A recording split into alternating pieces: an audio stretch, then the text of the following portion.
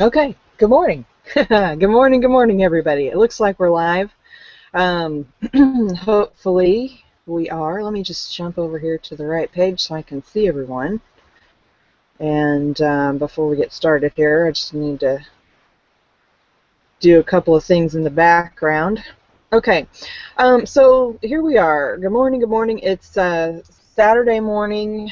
This is our Saturday morning mastermind. Sorry guys, I lost my train of thought there for a second when I was trying to adjust some settings in the background. So for those of you who are brand new to our mastermind, I just want to say welcome to everybody.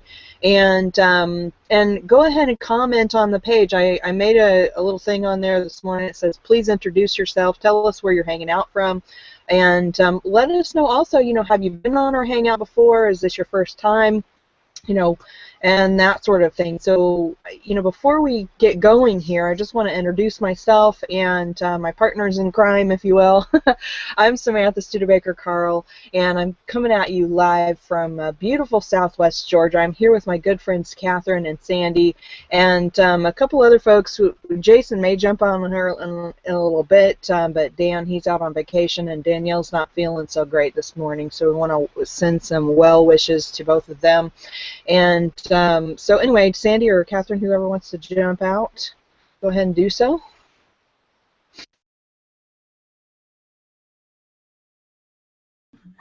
Okay. Oh. Go ahead, Sandy. Go ahead.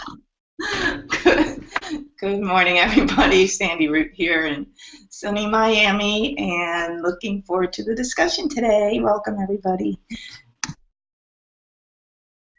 Good morning, everyone. This is Catherine Clement. I'm out here in Boulder, Colorado, and I'm glad to be back on camera today. I was able to be here a couple of times recently just in chat, but glad to be back and on the Hangout, and look forward to today's discussion. Thank you for coming, everyone. Awesome, awesome. Okay, and I want to go ahead and just call out some people that are commenting and like it, or saying that they're here. But before I do that, I want to go ahead and just let you know what we're doing here today. And every week we get together and we discuss different topics that can affect us in our businesses, in our lives, in our relationships, and that sort of thing. And we are actually studying the book How to Win Friends and Influence People in the Digital Age by Dale Carnegie. And we are in section, let's see, what is the section? Get to the right place. Okay, so part 2, which is 6 ways to make a lasting impression, and we are on chapter 5, which is called Access Affinity. And I named our Hangout this morning how to get more, or how to turn likes and plus ones into sales for your business, because of what we're going to be talking about in this chapter. But before we do that, I do want to just welcome everybody who's hanging out with us. So I'm just going to go down the page here and welcome everyone. So welcome to Denise. And okay, and so Denise says she's in sunny San Diego. Awesome, awesome. And Sean, welcome Sean from Antigua, Guatemala. Welcome Christophe. Aaron, welcome Donna from Raleigh, North Carolina. Let's see who else is hanging out here. Angie, welcome. Welcome Marcia.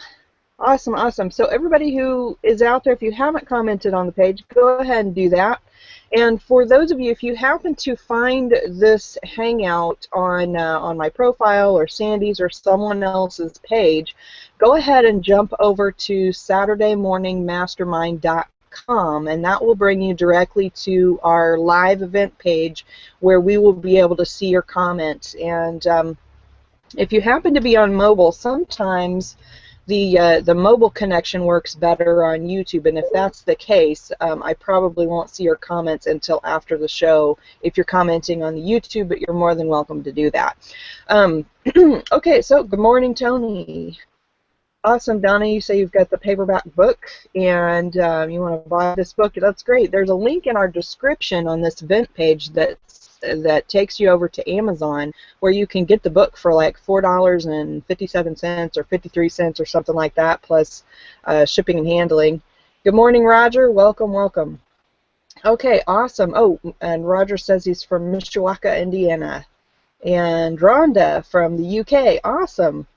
Awesome. Well, we got people coming in from all over the world. We're glad to have you.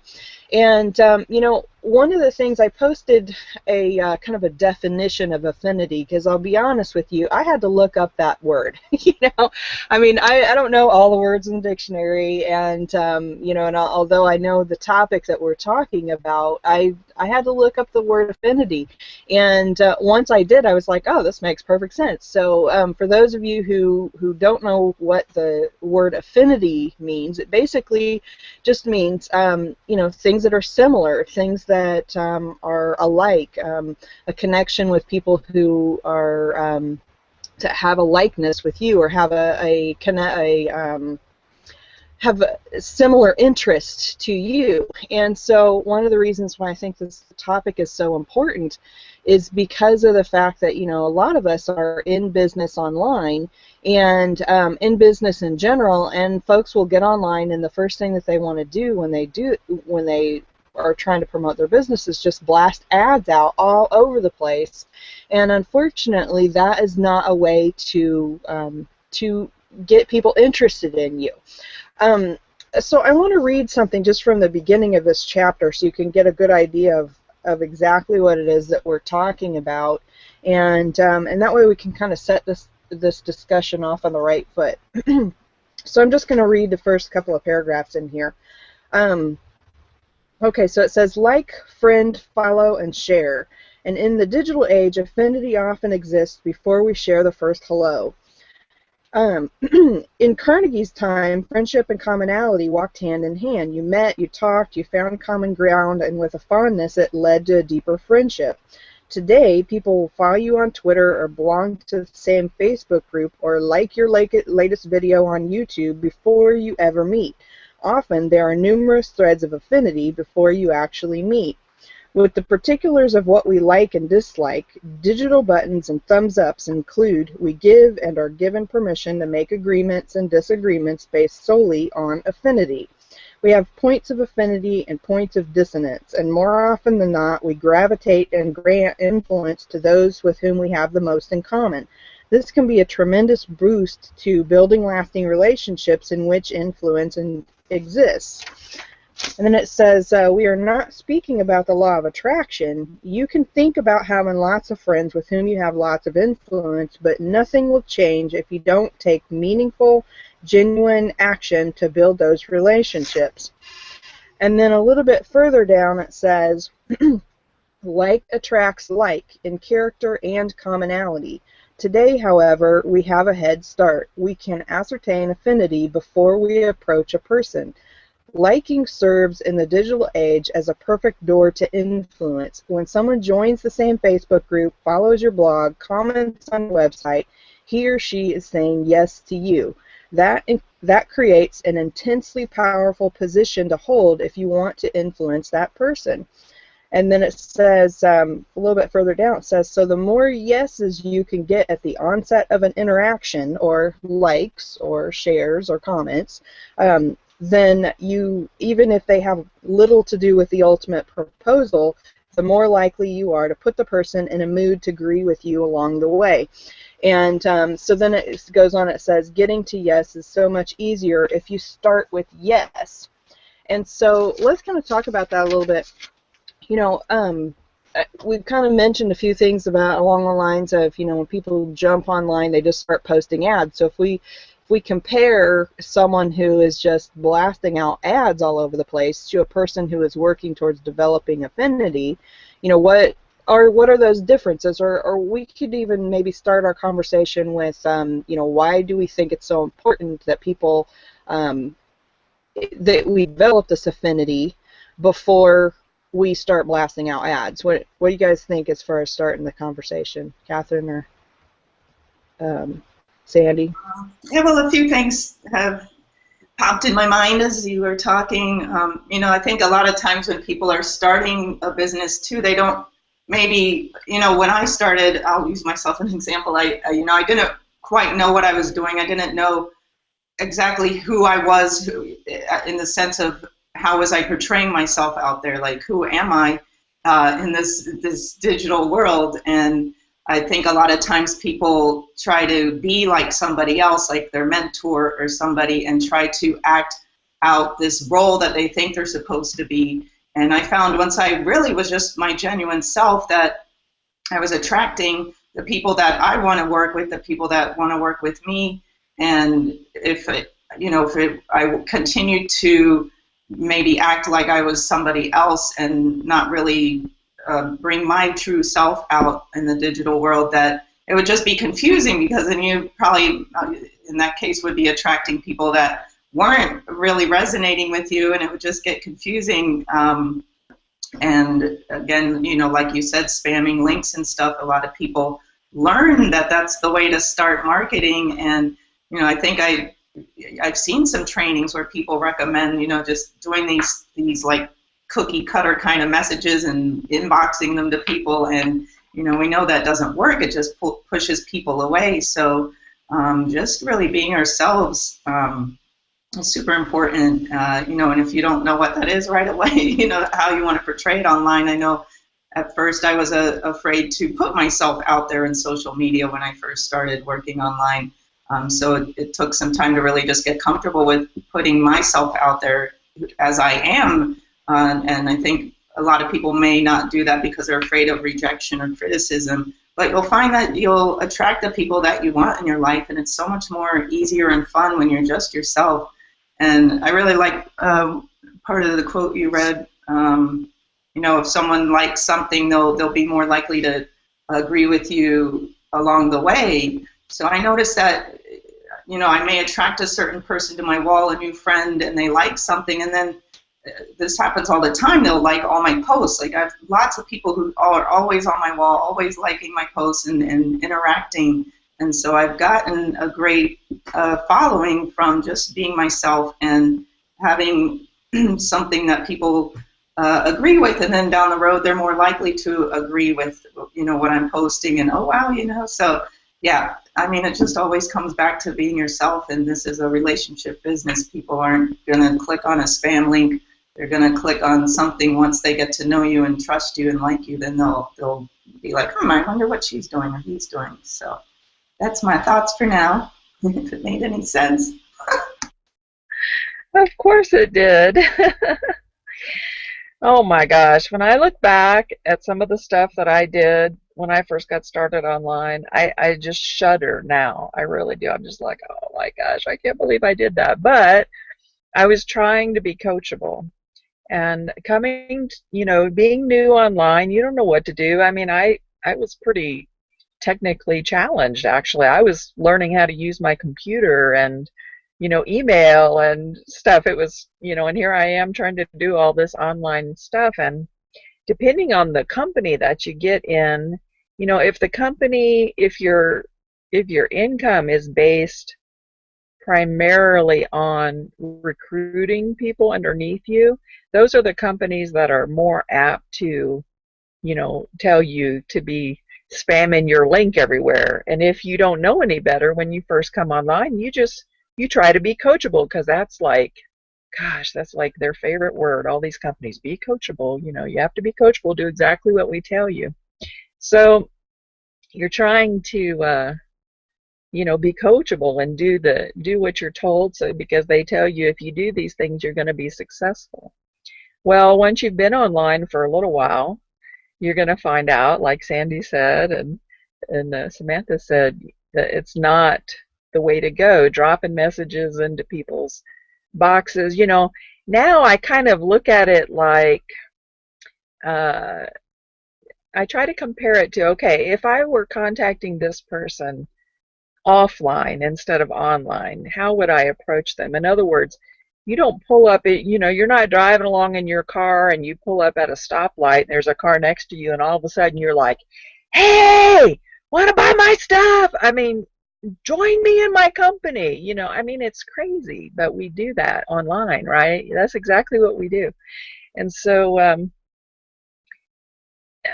I wish, it's sort of sad to me. I think I mentioned it in the pre-discussion that companies teach you to do this, and it's almost like they're setting you up to fail, because you find out that it really, there's one personality color that it works a little bit for, because they don't really care if anybody ever likes them, and that's the red personality. But everybody else, we need to develop this affinity with people. Red people just like burn through people. They don't ever get involved with them pretty much. But the rest of the personality colors, we really need to develop this affinity with people. And like you said, Sandy, being yourself is the best way to do that, because otherwise you're going to attract people that you really don't want to work with anyway. So just be yourself. Um, what's that saying that they always say? Something about being on fire. It doesn't matter if you're ignorant, but be on fire. I can't remember what it is, but that is not right. Okay, I just want to tell you, whatever that saying is, that's not right, and don't do that. And what do you think, Sam? Didn't we start out the wrong way? Yeah, ignorance on fire or something like that. I know what you're talking about. I can't remember the quote either, but yeah, I mean that's what they tell you. They just say, it's a numbers game, and that's, you just keep connecting more and more and more and more people. As long as you just keep, blasting that ad out more and more, eventually you're going to get some sales. And that may be true, because I mean, you'll come across those couple of people who are just impulse buyers because they see it that one time, but the majority of people have to get to know the person they're going to be doing business with before they ever decide to make a decision to purchase. But real quick before we go on, Catherine, I think your camera went out. You're looking completely dark, and it didn't pop up so that your picture didn't pop up. You're just completely black.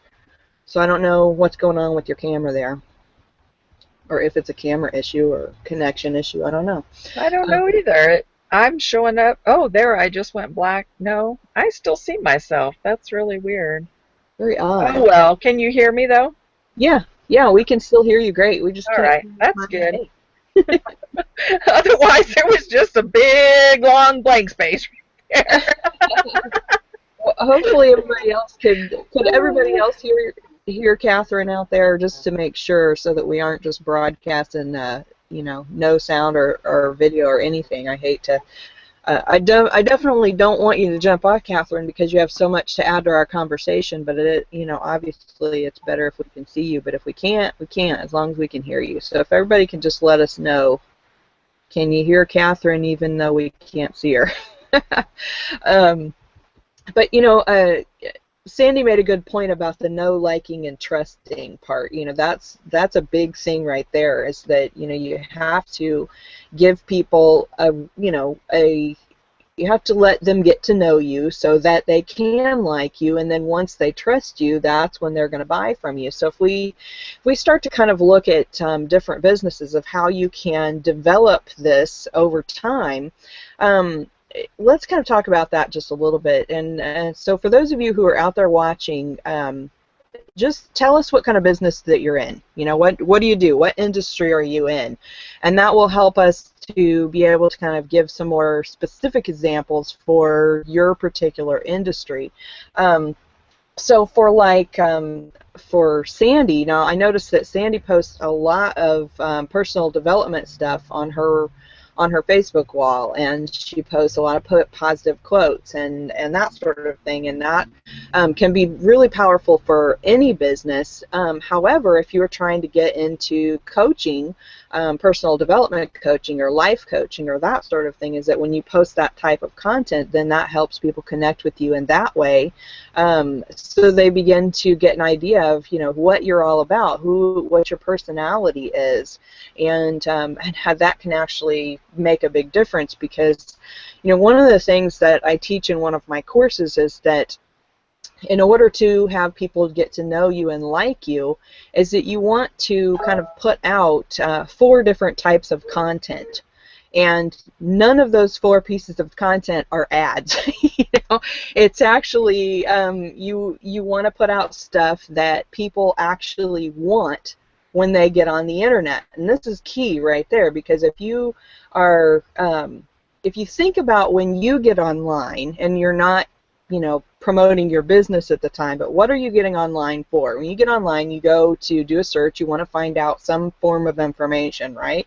You either A, are trying to get your questions answered, B, you are looking for the news, C, you might be looking to get entertained, or D, you may be wanting to know how to do something. So we're looking at, you know, learning something new, learning how to do something, being entertained, or trying to find out current events, right? And so when you, as a business online, can provide your customers with one of those four things, then you start to give them a reason to know you and like you, right? And then also to be able to trust you. So let's just kind of talk a little bit about some of the things that you can do in order to do that. Just let's see here. So if we're talking about just getting people to like you, you know, I would highly suggest that you share stuff that you like, because if you like it, other people are going to like it too, right? And the people who don't like it are not going to be people that are going to want to have anything to do with you anyway, because they're not going to be along with your personality type, right? So I'm going to just jump over here. So if Catherine or Sandy, you want to jump out and just share any of your thoughts on that so far. And we can see you now, Catherine, so I guess whatever you had going on, you can fix it itself. Yay, she's there. Yeah, I was thinking about when I'm friend requesting people, I'm at the 5,000 mark, so I have to keep getting rid of friends. Sorry, guys, I don't want to get rid of you. And then, I'm very much more picky with who I'm looking at to add to my friends on Facebook. And so one thing, if you do want to use Facebook for your business and want to have a lot of interaction, you definitely want to have your wall active, and you want to be sharing your whatever it is about you and your business that you're wanting to share on your wall. And like Samantha said, if I go to friends request page, someone who friend requested me, and it's just like their business link, and it's just like that, I'm like off their page in a second. And I choose people to be my friends who are very interactive on their walls, who are sharing themselves. You can get a feel for who they are. If it's all business, then I'm probably off the wall. In the past I would add other people, but now I pick people who definitely resonate with me. I'm not so much into sports, and so if I see a wall full of sports, I may not add them. I might if I get a vibe from the person that I like, but I really am picky. So you want to make sure that your wall or wherever you are on social media is really sharing you, and people can get a feel for who you are, because that's again where it starts from. Is we're going to connect with the people that we resonate with, and you're going to attract the people that you want when you're sharing that on social media. And I made another note. I guess that's it for now. Yeah, and I have a Facebook course. That's a big part of the course that I teach is really how to get engagement on your wall and interaction on your wall. And a big part of it is really optimizing your wall to, or wherever you are on social media that you want to work on.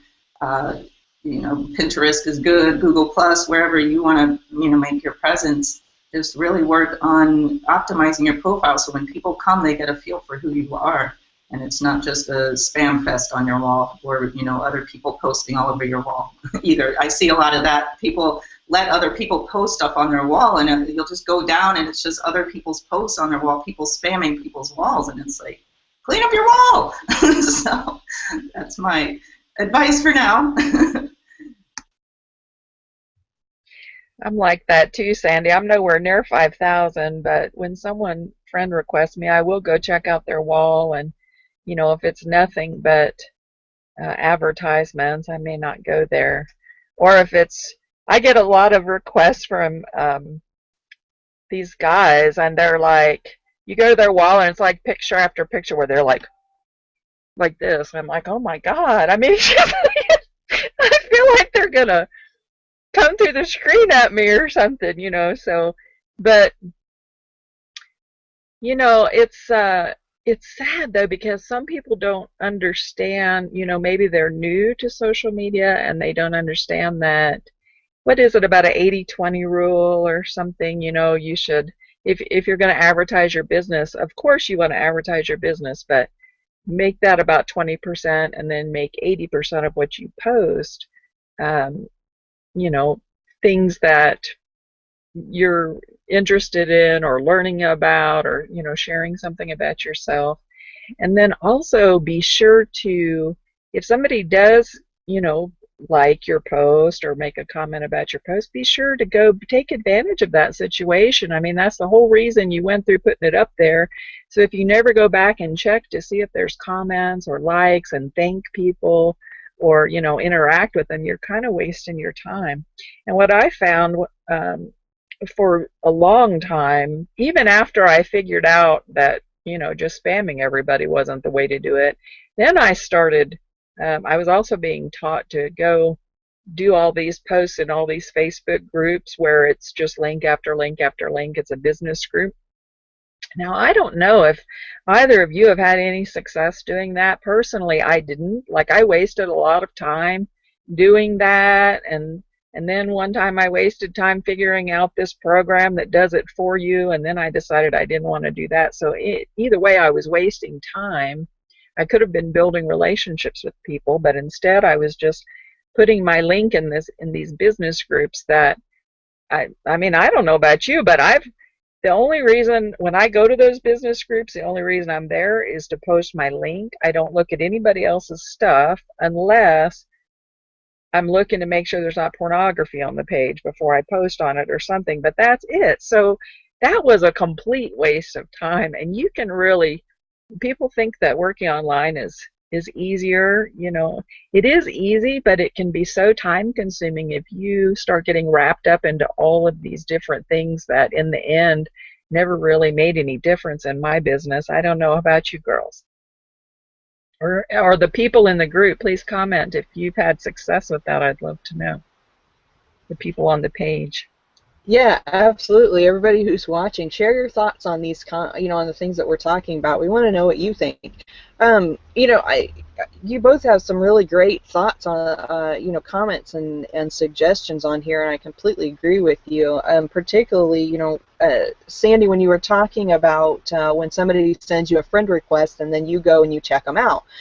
Here's the thing that you've got to remember, okay? So if you're out there posting on the internet and you just happen to post something that somebody might be interested in, the first thing that they're going to do is they're going to go to your profile to check you out. And this holds true whether you're on, Google Plus, whether you're on Facebook, whether you're on Twitter, wherever you are, they're going to go check you out because they're like, this person might be something that I have something in common with. I might like this person, so I want to go see if I'm actually going to like them.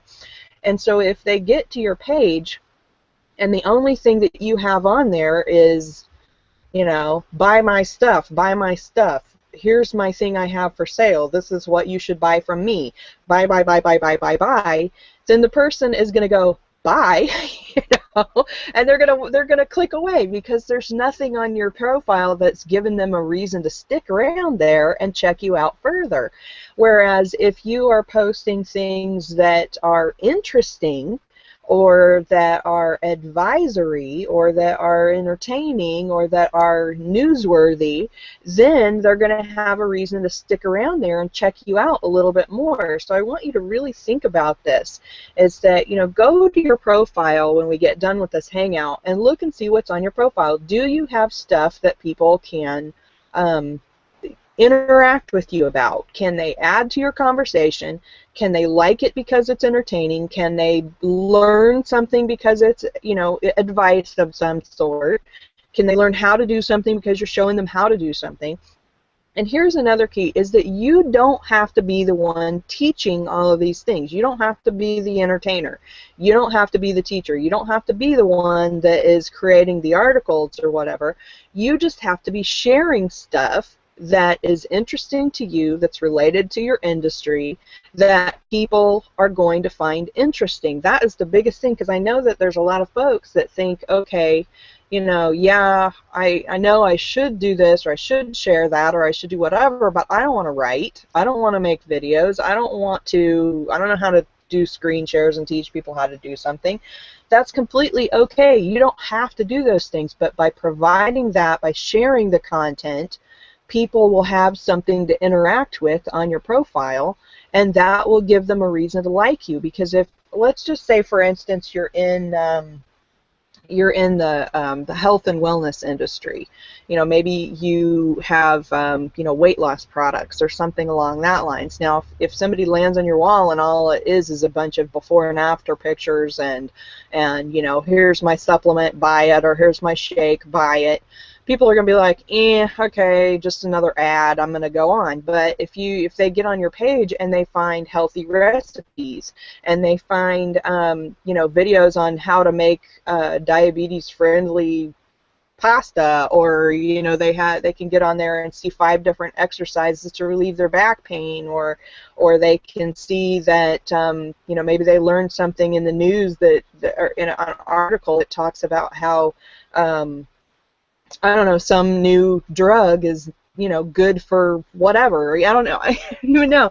But my point is, if they get on there and they see that you're providing valuable information, then they're going to be like, oh, okay, cool. And they'll like this, and they'll comment on that, and they'll probably follow you to see what you post later. So it's super important to realize that that just sharing information related to your industry can be a huge boost for just even that one single person who just comes to check you out, because it gives them something to interact with. And you know, and here's another thing is that, you know, for me, you know, knowing that I'm in a business and I'm also, you know, have an idea of who my target audience is when I'm looking for people to follow or connect with online, is that if I go to their profile and there's nothing for me to interact with from my point of view, I'm sitting here going, okay, how can I develop a relationship with this person if I can't even like their post, if I can't even interact with them or comment on anything, if all they have is ads, you know, buy, buy, buy, buy, buy. There's nothing for me to say, oh, that's cool, or that's interesting, or, you know what I'm saying? So think about it that way. How can you provide stuff out there to the people that you ultimately want to have buy from you so that they can interact with you? You want to provide a way for people to be able to interact with you. And so, like Catherine was talking about the 80-20 rule. And, you know, if we're talking about that, is that, you know, 80% of the time you should be sharing something that people can interact with you about. And then the other 20% of the time is that, yeah, you can post an ad about your stuff, or post a before and after picture if you're in the weight loss industry, or post, you know, whatever your product is, if you're selling a book, or if you're selling a coaching program, or whatever your services are, you can go ahead and post that, you know, but you want it to be spread out so that it's not the only thing that they're going to see on your wall. And then, oh, the group posting, Catherine, you were talking about that. Now I want to talk a little bit on that, because it can be effective in some ways, but only if you use it correctly. And just posting a link, just randomly blasting advertisements in there isn't going to work. Like you guys were saying, is that you jump into groups. You don't go in there to look at stuff, right? You just go to post a link, and so if everybody's just posting links in there of buying their stuff, it's not going to be anything interesting. However, one thing I have noticed is that sometimes if you go into a group that is a little bit more interactive, and you can kind of see the ones that are more interactive by seeing if there's stuff posted in there and people are commenting on it, then you know it's a little bit more interactive. So if you share like quote pictures in there, sometimes you can get some likes and comments, and then you can do what Catherine was saying, is go check those people out and start developing relationships with them, like and comment on their stuff. So it's a way to find some of the active people. Another thing I wanted to say on the groups thing that did work for me for a little while was back when I was doing a lot of tutorial videos. I was creating the videos and then I was posting them in groups, but I knew that those videos that I were creating were going to help some of the people that were in those groups figure out how to do stuff. And so I was sharing how-to information in the groups, and then, you know, when somebody would jump in there to post their link, they would potentially see that. If it was at the top of the if it was at the top of the group, they might see it. So I did get some subscribers to my YouTube channel from doing that, but I've never had any luck just posting a link for people to buy stuff. So, anybody want to add anything? When Catherine, you were talking about, you know, just posting, and this and that in the groups, it reminded me of when I first started online, how I guess a lot of training is like, just get your link out there to wherever you can, as many places as you can. And I was buying like all these marketing service things that put your link, backlinks out there and all this stuff. And it was like I was just so time consumed with like just all this other extra stuff going on around me. And it was like I wasn't focusing on people or relationships at all. It was just like, my link, my link has to get out there. That was like, that's what we learned. And yeah, we want to get our links out there for sure, but it's useless if nobody knows who you are, really. They're going to be like, oh, another link on the internet. But once they get to know, oh, Sandy Root, the Wild Root, let me follow her. You know, once you have started building relationships, then people will start to notice you and look at your links. If you just have a random link floating out there, it's useless pretty much. And so, like you were saying, being online can be complicated, but it can also be easy. And I think when we're in that mode of all this like confusion of trying to, you know, get everything out there, it becomes this force and this struggle, and it's just pushing people away. And then when we're just connecting with people and trusting the process, just being more natural and going, you know, with just being ourselves and building up relationships, it takes time. Like I guess we have this mindset, our society, a lot of like, get it out there, this has to happen quick, but it doesn't work that way. We need to build relationships which take time, and it's easier in the long run. It feels much more relaxed, and it flows. And people, once they get to know you on social media, they start to share your stuff. So your stuff's getting out there. They start to interact, and then they want to maybe do a hangout with you or this and that. And so it just is this more organic growth rather than this like throwing out links all over the place that doesn't work. So just remember, it's not this overnight thing. It takes time, and the building of the relationship is the most important part of it all. So that's it for now. Yeah, because anybody can go to Fiverr and buy likes. I mean, you can go to Fiverr and buy 10,000 likes, 20,000 likes, as many as you want. It's going to look kind of strange if you don't have anything on your page and you have 10,000 likes. But I mean, that's what people teach people to do. That's what I heard when I got in, buy all these likes, which I didn't, thank goodness. But, I mean, sometimes it can help. I guess if you're completely new online, I don't know, maybe some people, I'm not like condemning anybody that does that. That's not what I'm saying here. But I don't think that purchasing likes, someone might be more apt to go visit your page if they see that you have a bunch of likes. I don't know. But still, I think I don't think that that's necessarily going to convert into a sale, which is what is being taught, I guess, is that, oh, well, if you go buy all these likes, you're going to be flooded with sales. Well, no, you're going to have paid $5 for 20,000 likes is what you've done. It's not going to necessarily convert into sales. The other thing I really want to touch on here is there is a power that you can develop being online when you learn to start developing relationships with people. We're real people out here. You're not just developing a relationship with somebody's computer, somebody behind the computer, and it's a real friendship. It's not just I mean, you may have never met them in person, but it's still a real friendship. And so please be careful about the power that you wield with your friends, because I have seen so many people, more than I can count, get online and utilize their power, so to speak, to take people from business to business to business to business. And they may be doing very well in business because they have this huge following of people that trust them. And so anything that that person says to do, they just go for it.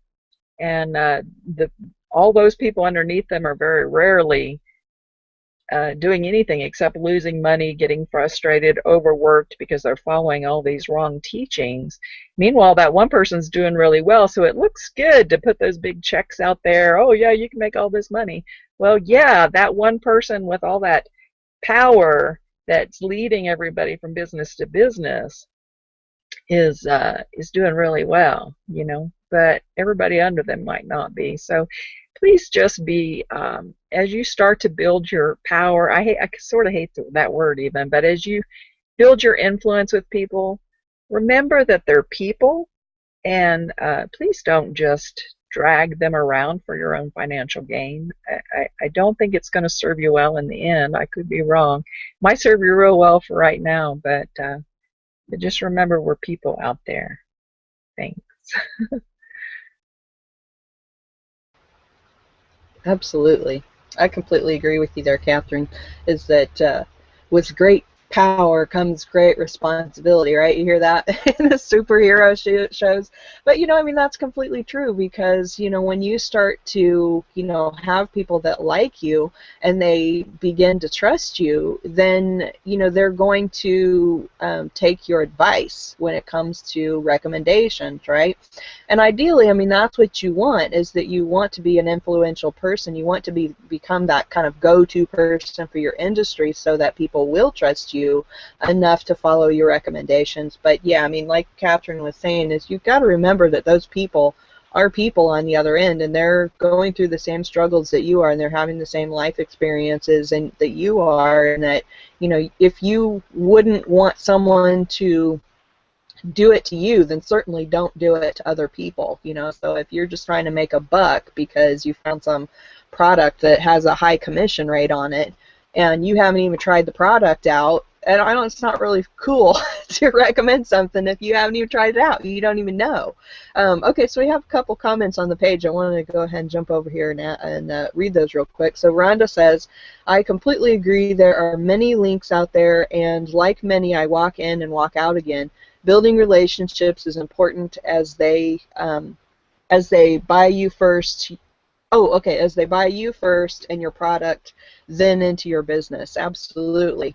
That's right. I mean, and that's what it is that, when we're all in sales, if we're doing business on the internet, we're all in sales, and we're in the business of selling ourselves or selling who we are and what we're all about, because, again, it boils down to this developing affinity. If somebody likes you, they're going to be more likely to do business with you. So that is kind of what our ultimate goal is to provide all of this stuff out there on the internet to help people get to know us and like us so that they will want to do business with us. Okay, so Marcia says, hi, I'm so glad I finally got here. I have to listen again as I had something come up last minute that had to do, take care of great conversation. Awesome, awesome, Marcia. Well, we look forward to hearing you or part of the conversation and having you here with us again another time as well. So let's see here. Let me just read a couple of things in our chapter. Okay, so, and of course we're talking about, of course, developing that like and trust. And in this book it talks about, or in this chapter it talks about having people agree with you or saying yes to you. And when you post stuff that's interesting that they're liking, they're basically saying yes to you. So it says, when we start with yes, at the most basic level, we are creating affinity. But to turn affinity into an influence, there must remain a foundation of empathy. We must be able to constantly see the interaction from another person's point of view so that we know the ultimate value of our points of affinity. Rather than use social media opportunities to help us start from yes and maintain that necessary commitment, We often ignore what it is that others want and bombard them with our pitch. Instead of getting them to say yes, yes, we force them to say stop, stop. And then it goes on and it says, you have to offer them what they want in your communication if you want to begin and remain at yes. Only then have you earned a level of trust that permits you to confidently offer others your pitch, whether it is for a product, service, or a cause. So if we remember that we're trying to make sure that we are fulfilling our viewers' needs versus our own needs, then it makes it easier to realize what maybe you should be posting, okay? So for instance, one of the things that we learn a lot from top marketers is that you should define your target audience, and this is why. This is why defining your target audience is so important, is because when you know who your target audience is, you have a better idea of what it is they want, and so therefore you can provide that to them. Now, if you're just trying to market to everybody, you have no idea what everybody wants. You don't know. You're just guessing, right? But if you know that your target audience is a single mom who is working 2 jobs, who's raising a couple kids, and who is trying to lose weight, then you know she's probably looking for quick and easy recipes that are going to be healthy, right? She's going to be looking for maybe exercises that are only going to take her 10 minutes a day. She's going to be looking for maybe activities to do with her kids that can help her also lose weight. I mean, you start thinking about who your target audience is, then all of a sudden you realize these are the problems she's probably facing, and this is stuff that I need to provide for her. And again, when we were talking earlier about what was I just lost my train of thought. Dang it, I hate it when that happens.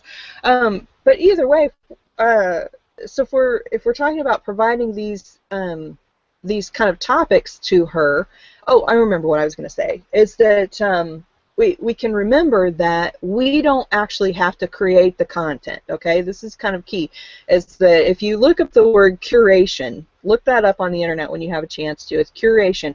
It's become the curator for your industry, okay? So if you know that your target audience is going to be looking for healthy recipes and looking for quick and easy exercises and that sort of thing, you can be the person who takes the time to research through all the articles and research through all the videos and find the greatest content that is going to be the most targeted for your audience and share that, okay? Because then you become the resource that that person goes to get that information, so that they don't have to take the time to look through 1,000 articles, and they don't have to look through all the videos. They don't have to look through all the news. They can just, you can basically be, what I was going to say earlier is you can kind of become the magazine for your industry, okay? And when you do that, what happens? Let's kind of think about a magazine. What does a magazine do? When you pick up a magazine, you're picking it up, why? Because you want to read the articles in it, right?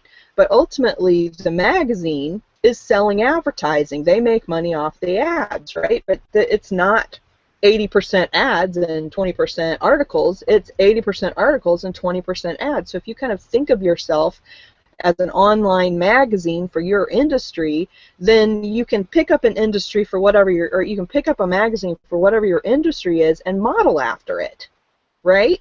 So, I mean, every single magazine that you pick up, no matter what industry it is, you can look on the front of it and it has all these headlines that says, learn 10 tips to, cook chicken and lose weight or whatever, how 5 different ways to put your makeup on and look beautiful. I mean, it has all these different things in there. So if you kind of think of yourself as an online version of a magazine, then you can gather all this different types of information from many different sources and be the go-to person that people go to find that information for their particular desires. And then once you do that, people start to trust that you know what you're talking about, or at least you are a good reference for what you're talking about. And so then when you post an advertisement and you say, you know, this is going to help you in maintain your diet, or this is going to help you make healthier recipes, or this is going to, you know, help you save time losing weight or whatever, then they're going to be like, oh, okay, well, she just shared all these articles with me that were really cool and some great videos and whatnot. They have a better, more likely to actually take your recommendation and make a purchase. So, okay, so what are you guys' thoughts? I keep losing my train of thought for some odd reason. It's Well, Saturday. I think now when you're doing what you just said is genius, you know, but when you're doing that, that is one of the times when it is a good idea to find, like if you're going to look for a video, you know, find someone who's putting out information who does have a large active following. Like look and see if they have people commenting on their stuff and people who are being interactive with them, because then if you share that person's stuff, it has the opportunity to bring their following to your page. Because if you comment on people's pages that have a lot of interaction, and then you share their stuff onto your page, you can actually pull part of their following. I mean, I've gotten quite a few friends that way by, you know, people that I never knew or had any contact with, but because I was commenting on a popular person's stuff, you know, it helped. Those people then started engaging with me. So that is a time where likes and popularity or following can really help you a lot in that way.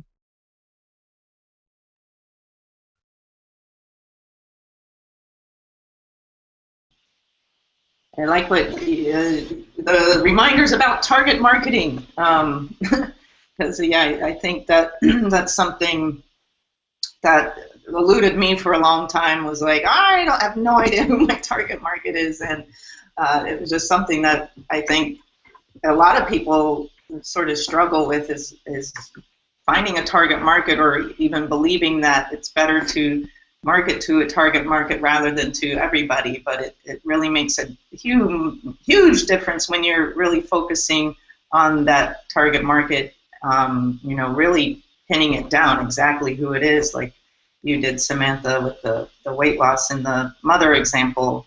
You really want to get it down as narrow as you can, because it's, you know, even though it may in your mind seem like it's just this small group, how can it really be better than marketing to everybody? But you'll notice that it is, because you're more focused too. When you're marketing to everybody, it's like how I felt when I was like backlinking all over the place. It's just like this whole big world, and there's no, it's just like this mishmash of nothingness. And then when you have the target market, you're more focused. You know what you're doing. You know what you need to do to get to them and attract them. And, you know, like Samantha was saying, sharing the videos, sharing articles, sharing advice, rather than just these links of the before and after kind of pictures and stuff like that.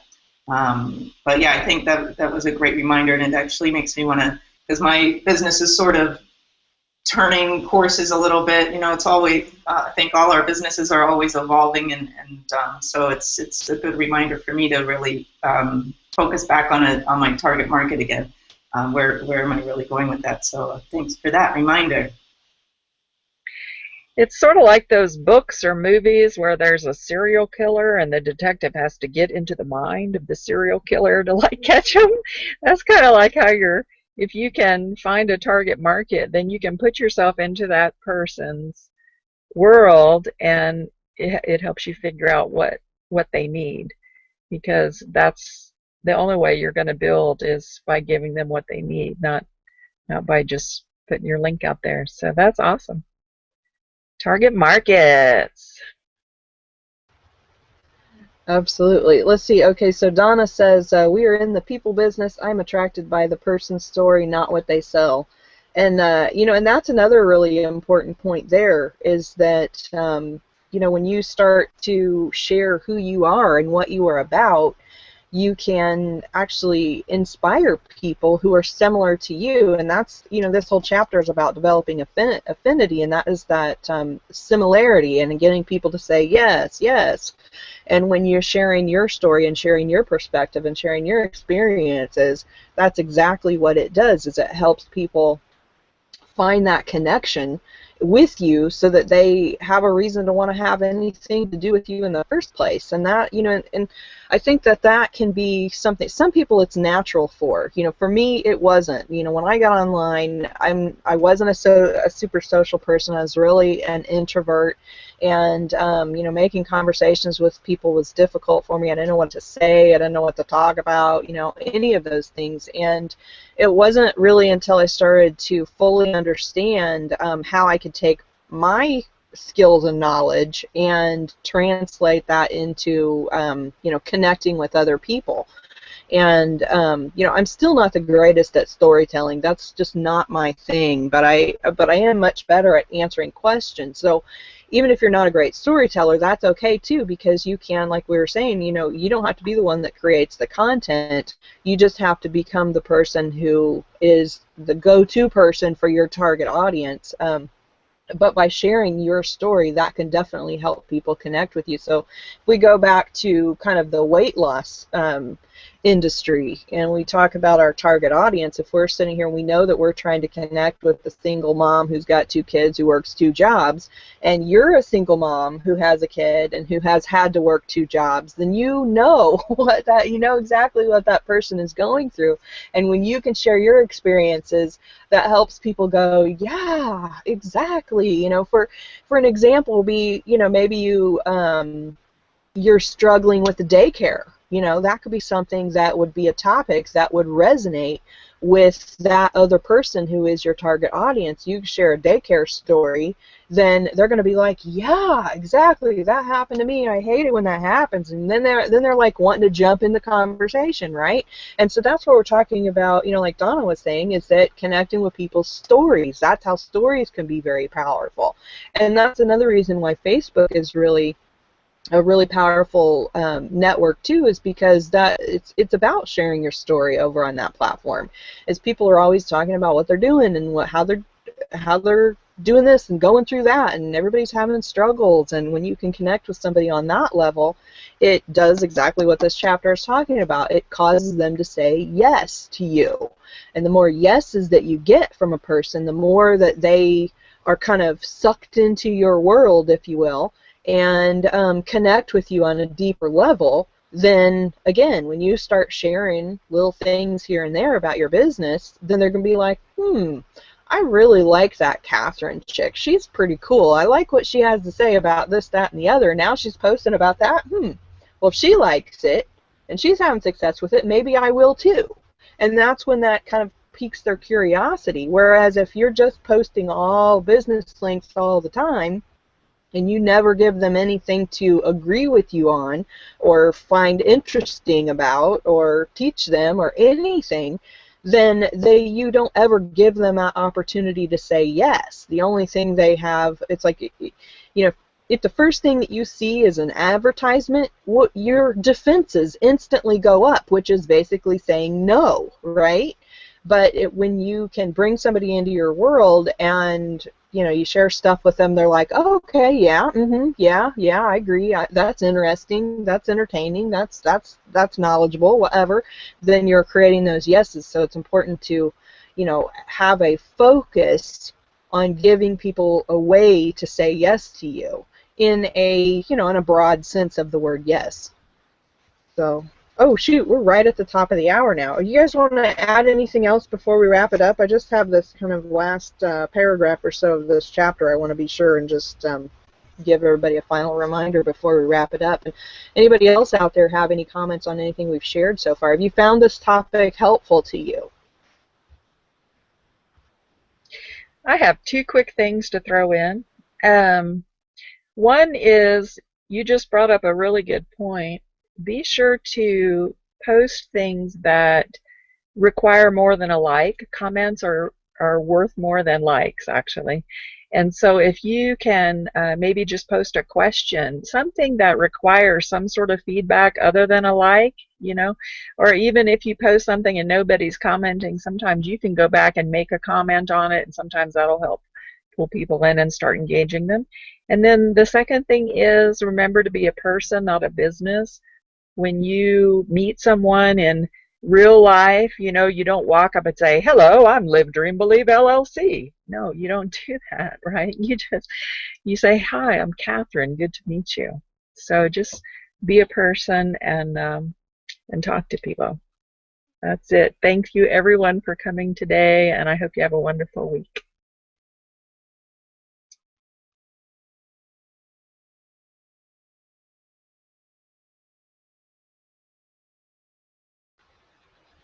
Did you have anything you wanted to add, Sandy, before we wrap up? No, I'm good.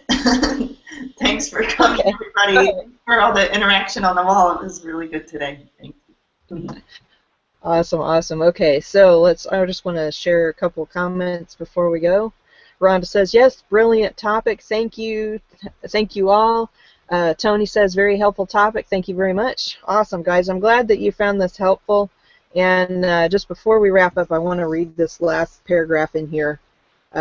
It says, establishing this commonality or affinity at the onset is a new form of yes. The more early yeses you possess, the more likely you are to succeed in capturing a yes to your idea, solution, or transaction. Access affinity as early and as often as possible.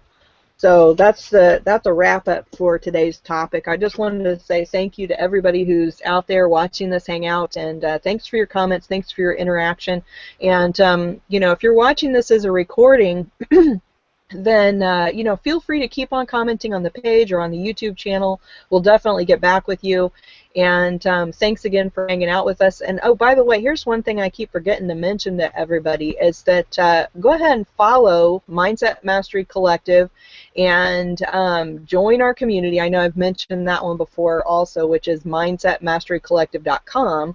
And subscribe to our YouTube channel. I never ever say that. Subscribe to our YouTube channel. That would be awesome. So that's it. So have a great day. Have an awesome and amazing, wonderful weekend. And meet us again here next week at the Saturday Morning Mastermind.com. It's 10 a.m. Eastern every Saturday morning, or, well, most Saturday mornings. And otherwise, we'll see you out there in the World Wide Web. Bye for now.